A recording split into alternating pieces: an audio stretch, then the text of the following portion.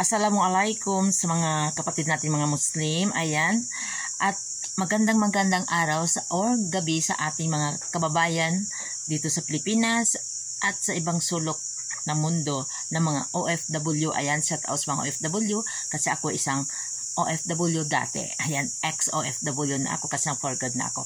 Ayan, ito ay ating tunghayan ang bagong balita. Ayan, bagong-bago. Ayan, dito ko sa Ilonggo pa makabalos na ta. Nakalimutan ko Tagalog sa makabalos na ta. Ayan, kasi si Atty. Topacio, ayan, naghain na ng reklamo about kay Dan Fernandez. Ayan. Kanyang ito ihabla. Ayan. Ihabla niya si Dan Fernandez sa kanyang ugali. Ayan. Na for example, yung hindi niya ina-allowed ang attorney lumapit sa resource person o sa kanyang client. Ayan. Ayaw niyang pasalitain ang attorney at ayaw niyang turuan ng attorney ang kliyente. So ang hain ni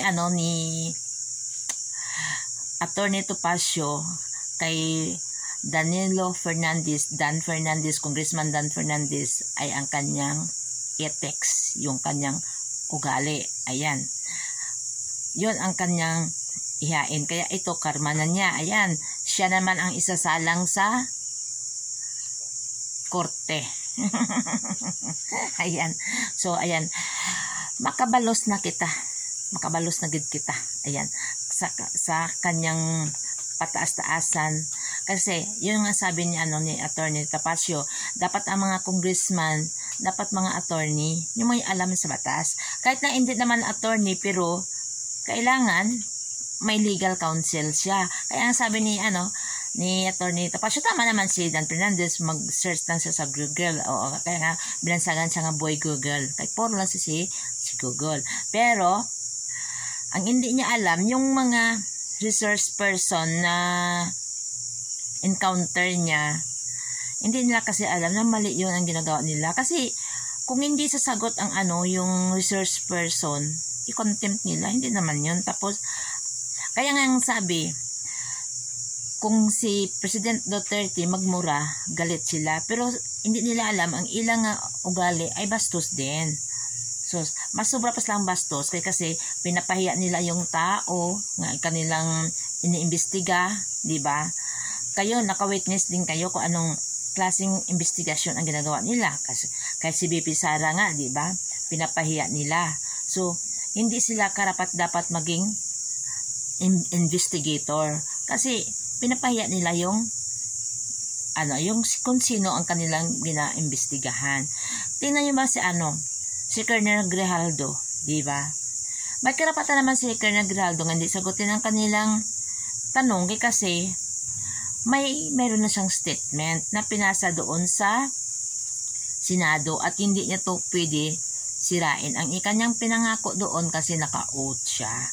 Kasi ang gusto ng Tuadcom ay sisirain si BP, ay hindi si dating Pangulo nating si Duterte. Kasi pag hindi nila gusto kasi yung mga sagot, i-contempt nila. So anong tawag doon? Inaabuso nila yung kanilang ang kanilang power as a congressman. Kasi noong mga nakaraang mga presidente, hindi naman ganon. Ang nakaraang mga congressman, hindi naman ganon. Di ba? May mga investigasyon, pero hindi naman nila sabi na contempt. Di ba? Minsan, sinasabihan nila kung hindi magdalo, i-contempt. Pero, pag dumalo naman, hindi naman nila yung kino-contempt. Kasi, kaya nga sila, inaabuso nila yung power nila. Kahit kung hindi sila magsagot o magsagot sila ng tama, for example, nag-imbestiga sila about kay Inday Sara, tapos, pag pandinig nila ay, ang kanilang sagot ay kay Inday Sara, yung parang kampi doon, hindi nila gusto yun. Iibahin nila ang tanong, magtanong na lang sila sa yes or no na hindi ka na mag-explain. Hindi naman sila ng korte. Hindi sila investigator. Legislative sila. So, ibig sabihin, pwede sila maka-imbestiga pero hindi sila mag-imbestiga like sa korte. Na mag yes or no ka lang tapos yung parang ano mo yung kanilang yung kanilang tanong na parang katulad sa kuwa, 'di ba? Ginigipit nila ang kuwa kasi ako nanonood talaga ako sa hearing ng kuwa. Ginigipit nila ang kuwa. Pag sinasabi nilang allowed naman si Inday Sara sa ganito, okay man ang daw ang mga OR na muna. Pero hindi nila gusto yung ganong sagot. Kasi ang gusto nila yung idiin si BP Sara para makuha nila ng grounds sa impeachment. Kasi ang plano talaga nila, tapos ang election, yun talaga ang plano nila. Pinasakay na nila si BP Sara na para manalo sila sa election.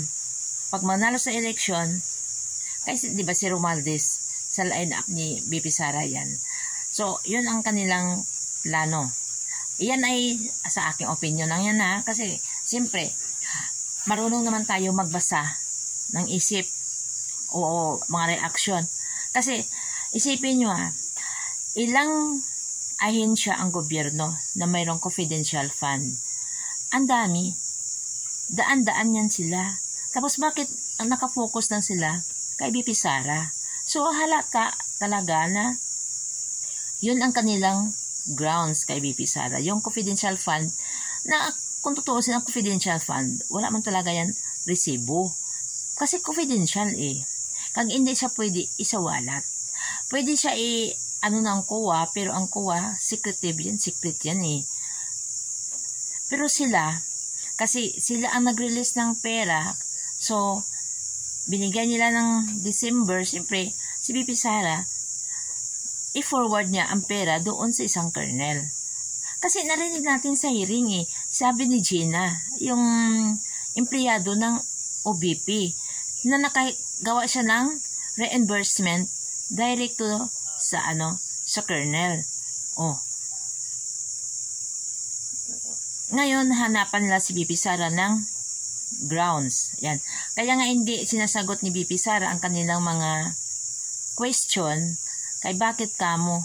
Siyempre, ang nagtatanong sa kanya, hindi naman matino. Bakit di matino? Saan ba sila galing? Diba? Alam naman natin kung saan sila galing. Nga tumakbo lang sa party list, diba? Alam na ninyo yan. Hindi na natin sabihin kaya baka makasuhan tayo.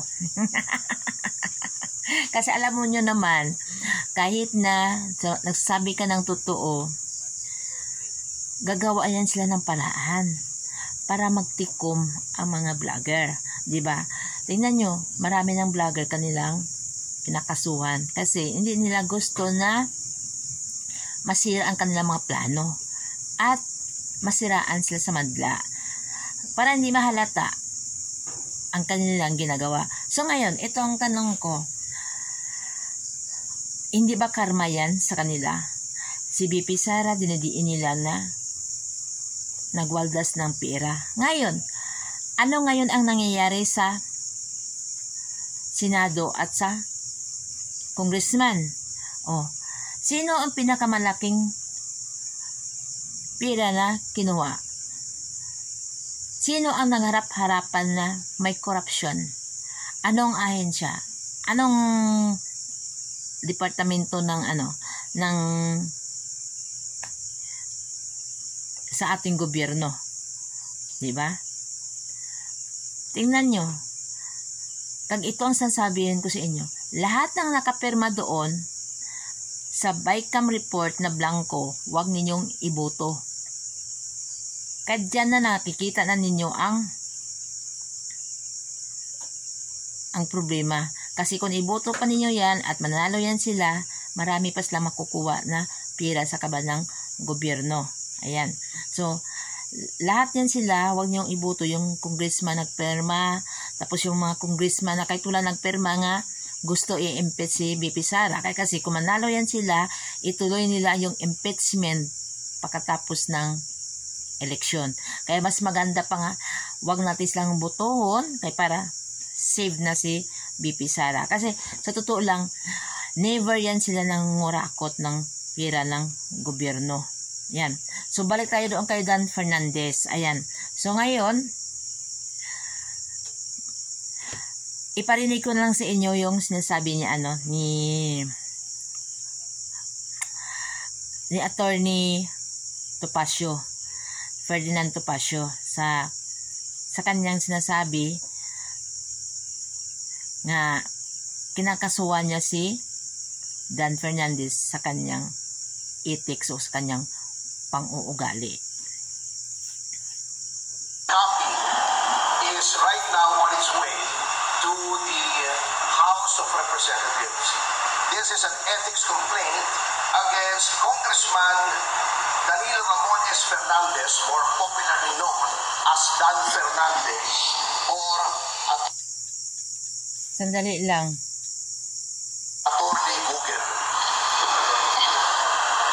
Anyway, this is for certain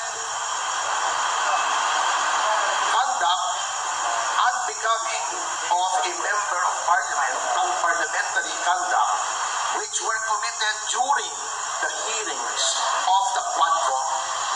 I will just give you the general details anyway. I will be leaving this copy for you, and those who wish for soft copies, I will viber to you later immediately a soft copy. If you recall, noon pong nililitis o dinidinig yung tungkol sa mga pogo, kinatawan ko po roon.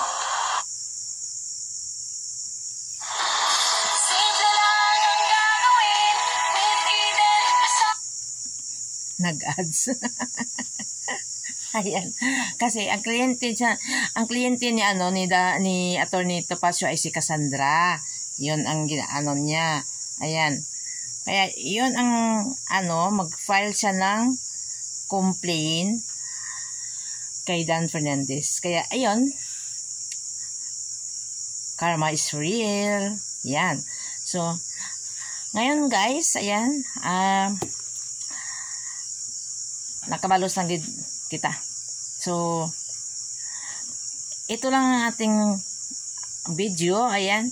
Sa mga hindi pa naka-subscribe kay Infinity TV channel, ayan, subscribe niyo guys para sa sunod ko pang mga video ay ma-update ko kayo. Ayan.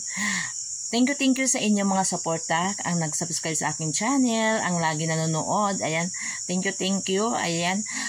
Protektahan natin ang ating Vice President. Ayan. Para sa 2028 may maayos kita nga presidente. Ayan, iboto natin yung mga senador at mga congressman na tama. Ayan. Kaya guys, bye-bye.